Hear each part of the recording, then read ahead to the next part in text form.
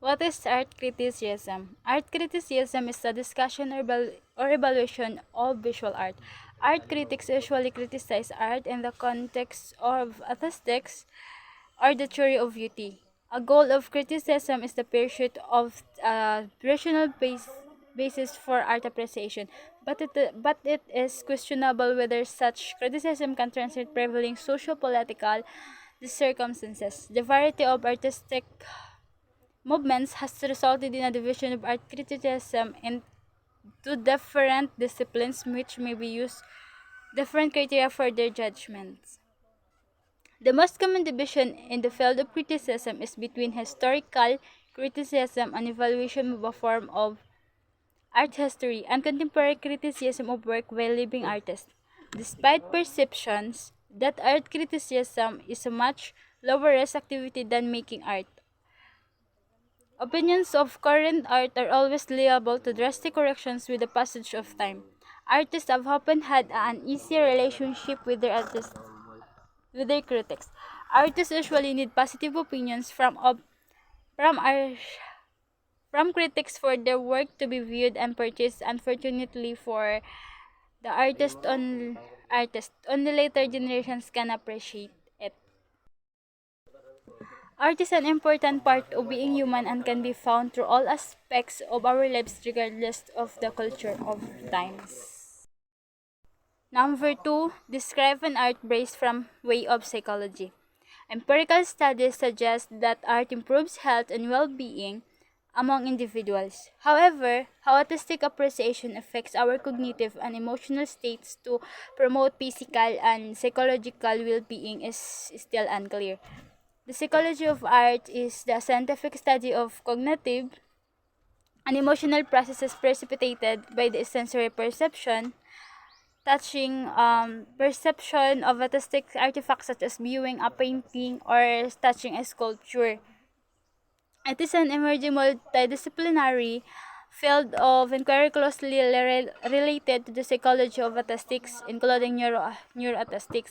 The psychology of art encompasses experimental methods for qualitative examination of psychology responses to art, as well as an empirical study of their neurobiological correlates through neuroimaging.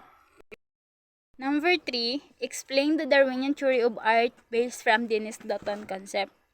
Dennis Dutton approaches beauty from an evolutionary perspective and instead took a Darwinian theory of beauty. This suggests that beauty has instinctual components opposed to culturally bound origins.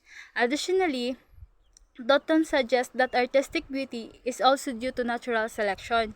There are many differences among the arts, but there are also universal cross-cultural artistic pleasures and values. The experience of beauty is one of the components in a whole series of Darwinian adaptations. It's women who actually push history forward. Darwin himself, Darwin himself, by the way, had no doubts that the peacock's tail was beautiful in the eyes of the peahen. He actually used that word. We can say evolution. We can say that the experience of beauty is one of the ways that evolution has of arousing and sustaining interest or fascination, even obsession, in order to encourage us toward making the most adaptive decisions for survival and reproduction. Beauty is nature's way of acting at a distance, so to speak. I mean, you can't expect to eat an adaptively beneficially landscape. It would hardly to do your baby or your lover.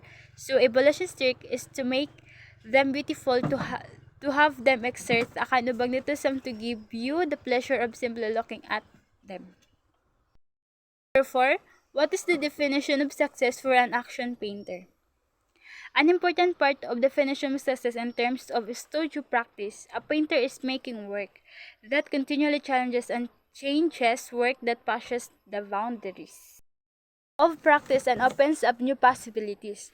Every painting as an exploration.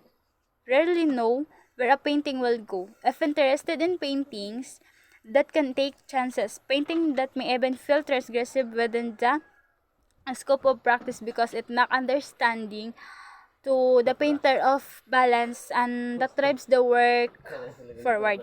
While it is critical that the work expands, the knowledge in some way. The most valuable paintings that give more questions than answer. Every question is potentially a painting. Questions number 5. What is the significant role of psychology in the study of art appreciation? Art appreciation, however, refers to the exploration and analysis of the art forms that we are exposed to. It can be highly subjective depending on an individual's personal taste and preferences, or can be done on the basis of several grounds, such as elements of design and master displayed in a piece. Art appreciation also involves a deeper look into a setting and historical implication and background of the piece, a study of its origin. Art opens up the stream of subconscious and intends to personally touch every person that comes across it. Art appreciation is extremely relevant for multiple reasons. It is a good way to understand the history behind the work and the period from which the piece originated. Artists often reflect the problems that they face and the issue of the society in their work. By analyzing and putting ourselves in the ourselves in the mind of artists, we can better study how differently society functioned then compared to now. We can empathize and relate to the problems they face on a personal level. Art is meant to stimulate thought and conversation between its viewers. It is important to foster art appreciation and analysis as it helps us value the art in how it appeals to us and what it means to each person.